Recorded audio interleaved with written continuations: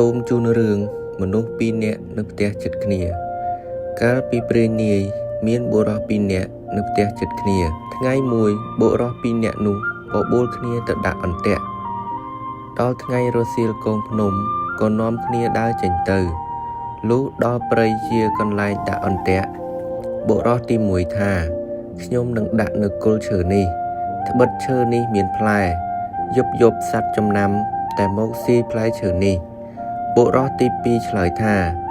ខ្ញុំក៏ចង់ដាក់កន្លែងនឹងដែរប៉ុន្តែឥឡូវ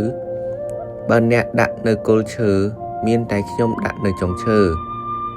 រួចយើងចាំមើលព្រឹកឡើងរបស់នរណាជាប់សម្ដឹង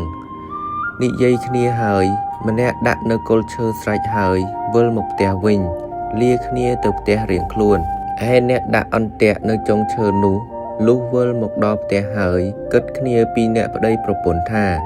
តាំងពីដូនតាមកមិនដែលឮថាអ្នកឯណាដាក់អន្ទាក់លើចុងឈើឲ្យជាប់សត្វជើង4ដែលដើរនៅលើដីទេឥឡូវនេះអញដាក់នៅលើចុងឈើតើធ្វើម្ដេចនឹងបានសត្វដូច្នេះត្រូវអញរលឹកពីមន់រងាវទៅមើលបើឃើញសត្វជាប់អន្ទាក់នៅលើដីអញដោះយកទៅចងនឹងអន្ទាក់អញនៅចុងឈើដល់ព្រឹកឡើងអញទៅមើលជាមួយអ្នកនោះហើយអញដោះសត្វយកទៅជូនលោកសុភាសេកបើវាមិនសុខចិត្តដូចម្ដេចមុខជាកើតក្តីគង់តែដល់សុភាសេកមិនខានសុភាសេកនឹងកាត់ក្តីឲ្យវាចាញ់ជាប្រកាសប្តីប្រពន្ធគិតគ្នាហើយដេកទៅដល់មន់រងាវរលឹកពីដេកលុបមុខស៊ីស្លាហើយចេញពីផ្ទះដើរដល់អន្ទាក់បានឃើញអន្ទាក់នៅដីជាប់ក្តានមួយក៏ដោះយកឡើងទៅចងនឹងអន្ទាក់របស់ខ្លួនរួចដំឡើងអន្ទាក់នៅដីដូចដើមក៏ប្រញាប់វិលមកផ្ទះវិញលុះព្រឹកប្រហៀមស្រាងឡើងអ្នកមួយដែលដាក់អន្ទាក់នៅដីមកស្រែកហៅឲ្យទៅមើលអន្ទាក់អ្នកមួយឆ្លើយថាកុំរលះរលាំងថ្វីអន្ទាក់ខ្ញុំមិនសង្ឃឹមទេត្បិតនៅលើចុងឈើក្រែងតែអន្ទាក់អ្នកនៅដីនោះខ្ញុំមិនហ៊ានថាបើបានចែកគ្នាស៊ីផងពាក្យនេះជាពាក្យចំអឲ្យអ្នកមួយត្បិតដឹងការមុនហើយអ្នកទាំងពីរនិយាយហើយចុះពីផ្ទះដើរចេញទៅលុះដើរទៅដល់មិនឃើញអន្ទាក់នៅលើដីជាប់សត្វឃើញតែអន្ទាក់នៅលើចុងឈើជាប់វិញចៅដែលជាម្ចាស់អន្ទាក់នៅចុងឈើថាណ៎មើលចុះមិនជឿខ្ញុំថាកុំដាក់នៅគល់ឲ្យដាក់នៅចុងឥឡូវមើលរបស់អ្នកណាជាប់ហើយឡើងទៅដោះយកសត្វចុះមកនាំគ្នាវិលមកផ្ទះវិញក៏លាគ្នាទៅផ្ទះដោយខ្លួនទៅឯចៅដែលបានក្តាន់ក៏ប្រញាប់យកទៅជូនលោកសុភាសេកហើយជម្រាបថាខ្ញុំហើយនឹងចៅនោះទៅដាក់អន្ទាក់ផងគ្នាខ្ញុំដាក់នៅចុងឈើអ្នកមួយនោះដាក់នៅគល់ឈើខ្ញុំនេះជាមនុស្សវាចក្តីនេះគង់តែមកដល់លោកដូច្នេះតាមតែលោកមេត្តារកសេចក្តីយ៉ាងណាឲ្យតែខ្ញុំឈ្នះវាចុះខ្ញុំនឹងដឹងគុណលោកទៅថ្ងៃមុខសុភាសេកបានសាច់ក្តាន់ហើយឆ្លើយថាឯងទៅរកស្លាម្លូ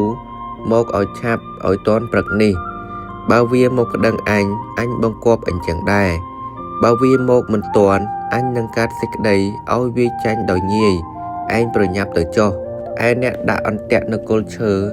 លុះវិលមកផ្ទះហើយដង្ហើមតូចដង្ហើមធំមិនសុខចិត្តក៏យកសេចក្តីទៅប្តឹងលោកសុភាសេកក៏បង្គាប់សេចក្តីដូចបង្គាប់ចៅមុនលុះព្រឹកឡើងអ្នកដែលដាក់អន្ទាក់នៅចុងឈើក៏យកអីវ៉ាន់ទៅដល់មុនឯអ្នកដែលដាក់អន្ទាក់នៅដីដោយខ្លួនជាអ្នកក្រលំបាកតោកយ៉ាដែលរកទិញអីវ៉ាន់ពុំបានពុំតាន់ភ័យក្រែងខ្លួនចាញ់គេ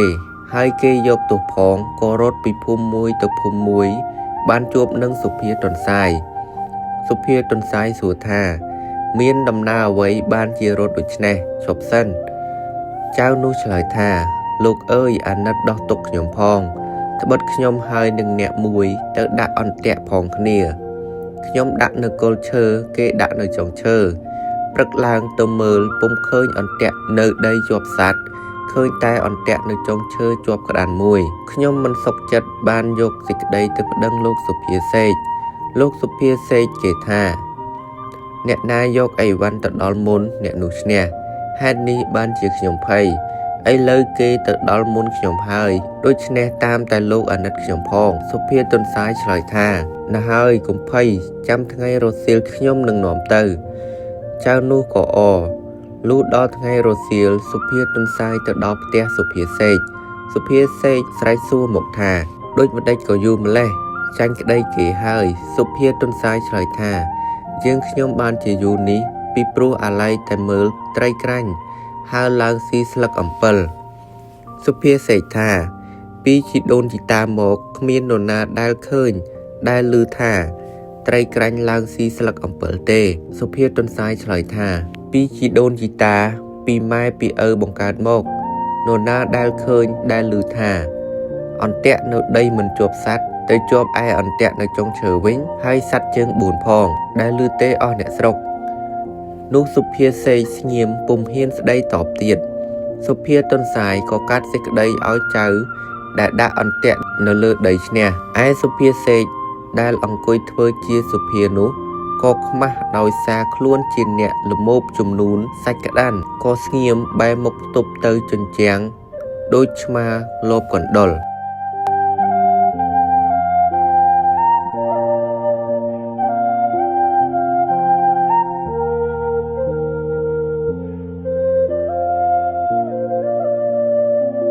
រឿងបុរសចេះថ្នាំពឹសពោះថ្ងៃមួយបុរសឈ្មោះសុកធ្វើដំណើរទៅកាប់អុសក្នុងព្រៃលុះទៅដល់ព្រៃជាកន្លែងកាប់អុសនោះហើយឃើញខ្លាធំមួយស្លាប់នៅជើងដំបូកក្បែរច្រកផ្លូវចូលចៅសុកពិនិត្យមើលហេតុសពគ្រប់ទៅឃើញថាខ្លានេះស្លាប់ដោយសារពស់ចឹកព្រោះនៅខាងក្រោមនោះមានរន្ធពស់មួយ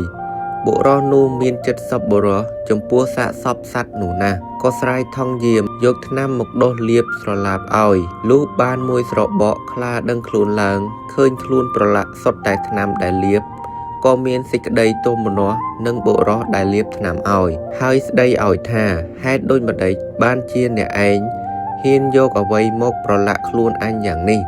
បុរសនោះឆ្លើយថាយើងដើរមកបានឃើញបងឯងស្លាប់ដោយពស់ចឹកហើយយើងដុសថ្នាំស្រឡាបលាបឲ្យបងឯងរស់តើខ្លាថាអញមានស្លាប់អីពស់ចឹកអញកាលណាអញកំពុងដេកលក់ស្រួលទេតាបើដូច្នោះអញត្រូវប្រហារជីវិតឯងធ្វើជាអាហារចៅសុកមានសេចក្តីតក់ស្លុតនិងសេចក្តីស្លាប់ជាខ្លាំងក៏អង្វរខ្លាថាបងអើយអាណិតយើងផងកុំអាលពីឃាតយើងក្នុងគ្រានេះចាំយើងទៅរកអ្នកប្រាជ្ញណាឲ្យគេជំនុំជម្រះឲ្យបើរកទៅឃើញថាយើងខុសសឹមបងប្រហារជីវិតយើងបើយើងត្រូវទុកជីវិតយើងខ្លាក៏ព្រមតាមសេចក្តីអង្វររបស់ចៅសុកវិលមកវិញប្រទះសេះនឹងក្របីនៅក្បែរផ្លូវក៏និយាយថាបងទាំងពីរអាណិតជួយយកអាយុយើងផងព្រោះខ្លាដែលពស់ចឹកបានរស់ឡើងដែលយើងដាក់ថ្នាំឲ្យតែវាប្រាថ្នាជីវិតយើងថាយើងធ្វើឲ្យវាភ្ញាក់ហើយធ្វើឲ្យប្រឡាក់ខ្លួនវាអស់សត្វទាំងពីរដឹងសេចក្តីសពគ្រប់ក៏ពិចារណាទៅឃើញថាតាមពិតត្រូវទៅកាត់សេចក្តីឲ្យបុរសនេះឈ្នះខ្លាប៉ុន្តែបើអញឲ្យបុរសនេះឈ្នះទៅមុខជាខ្លាគុំអញស៊ីអញជាអាហារពំលែងក៏ប្រាប់ទៅចៅសុកថាបងឯងខុសមែនហើយត្រូវឲ្យខ្លាស៊ីទៅចៅសុករត់តែភ័យឡើងក៏លាសេះនឹងក្របីដើរយ៉ាងលឿនទៅមុខទៀត